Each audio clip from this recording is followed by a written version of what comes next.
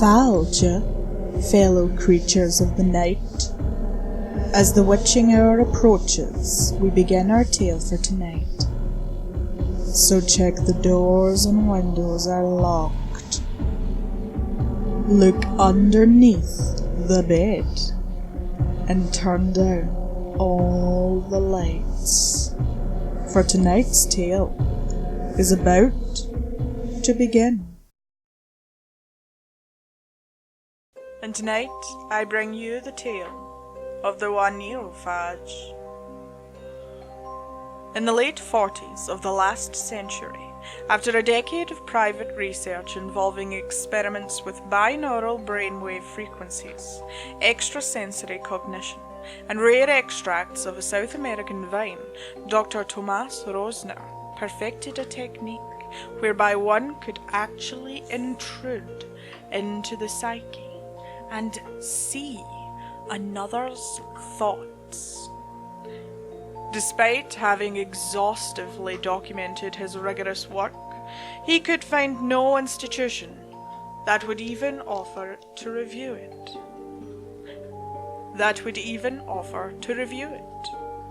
Forced to sell his invention, he found by word of mouth among those through whom he procured narcotics a prospective buyer.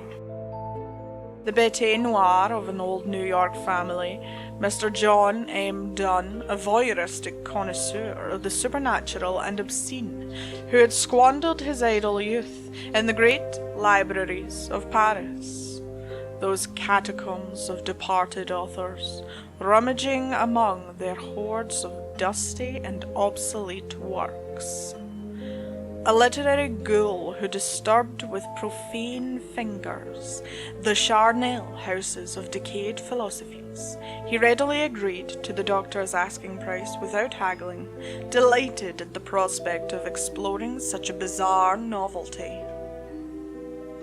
Once adept at the operation of the apparatus, Dunn paid Dr. Rosner off, and under an assumed name rented a shabby house within view of Sing Sing prison.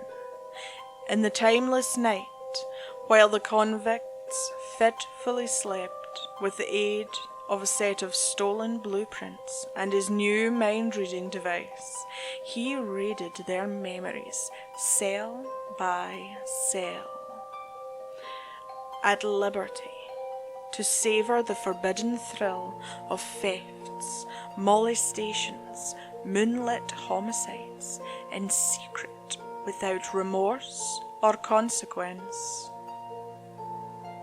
Within a month, the prisoners telling each other about the nightmares from which they had all begun to abruptly awaken, discovered they shared striking similarities. First, processions of alligators and tortoise filed through the swamp, crowded with faceless people and shrieking orchids. Next, a shadow man, at whom they looked directly, but could never quite see, would watch them in utter stillness from an empty house, while invisible hands probed behind their eyes and they had to stand naked, legs locked in place, unable to run away.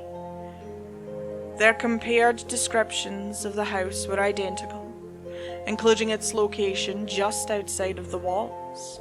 By mutual agreement, it was planned that the first of them to receive parole or be released would search this house out to find if it really existed and investigate the source of their troubling dreams. A few days after being freed, their chosen spy was able to inform them with a smuggled message in code that not only was the house real, but he had broken into it at night and found a gaunt, mustached man in a silk smoking jacket seated bolt upright, head thrust back, eyes both gaping, mouth stuck open in a stiffened gasp, clenched hands gripping the arms of his chair in front of a scientific machine.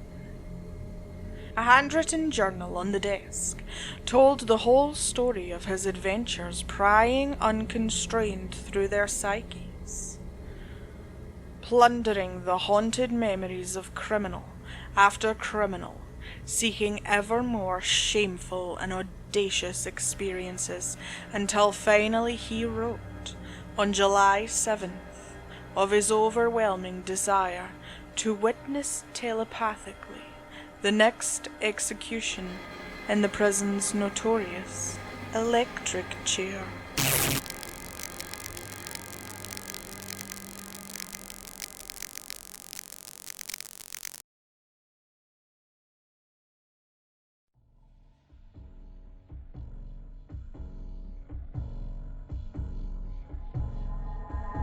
Thanks for joining me for tonight's tale, Darklings. I am GoblinPrincessKyo, and if you enjoyed our encounter, then subscribe for more accounts and tales from the darker side of life. Ah, the broom fell. Company is coming. Sweet dreams. Meet you back at midnight.